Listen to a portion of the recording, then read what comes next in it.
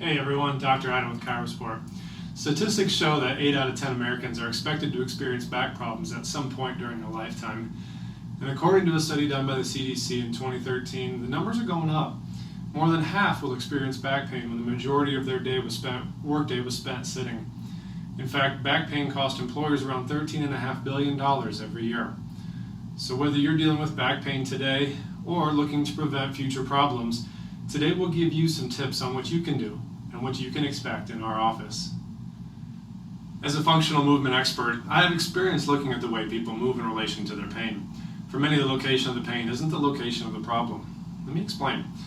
As Mike Boyle, one of the foremost experts in strength and conditioning and functional training, says, the body does what is easy, not what is best. In other words, when there is pain or dysfunction in the system, the body will do what it has to get stuff done, regardless of future complications. One of the functional movement screens we look at is an evaluation of thoracic rotation. The ability to rotate and control that rotation throughout the body is exceptionally relevant for many athletes who play golf, baseball or softball, tennis, volleyball. The list goes on, because they need total access to their body's ability to rotate, to generate and release maximum power. Improved rotation leads to improved back and side bending, which leads to better neck integrity, less strain on the low back, improved ability to breathe correctly, improved shoulder integrity, and overall less pain. Today is just the intro to the 4-part series that we'll be doing, covering the many influences that require effective and efficient stabilization in rotation. The following are 4 systems that are critical in evaluation for compensation and pain-free rotation. We will go over their importance, do's and don'ts, and some effective and at-home care for you to start implementing right away.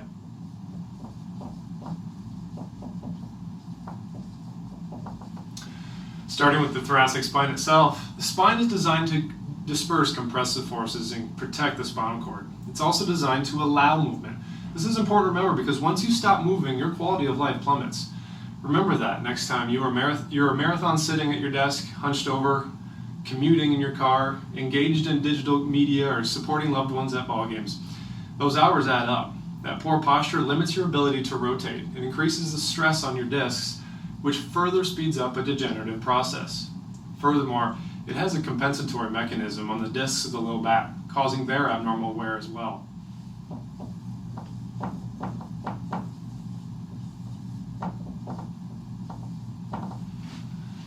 Next, we'll talk about the shoulder girdle's role in rotation. The biomechanical relationship between the arm and the thoracic spine is important to clinical practice because of the contribution of the spinal to shoulder movements and vice versa. Shoulder injuries made up the greatest proportion of all injuries in high school boys baseball, wrestling, and football, and in girls softball. It's also the 3rd most common injury in golfers.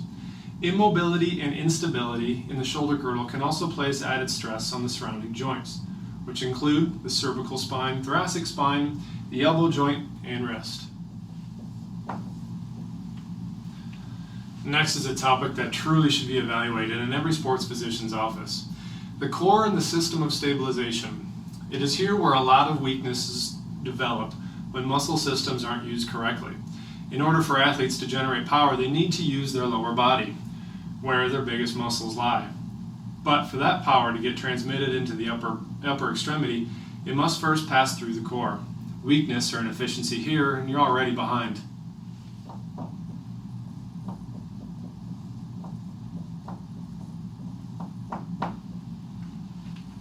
Lastly, we'll cover how the hips and lower extremities play a role in effective and efficient rotation.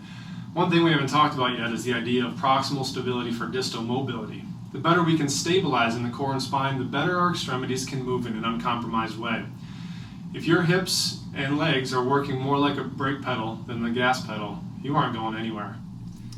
So if you're an avid weightlifter, an athlete, someone who spends a large portion of their day sitting, pain before, during, or after an activity, then you should be in a physician's office that's going to evaluate your movement patterns. Because pain is oftentimes the last symptom to show and the first to go, we treat more than just the pain for longer lasting results, so you can get back to doing what you love to do most, pain-free. For more information, visit our website at www.chirosportne.com or call and come in for a free consultation.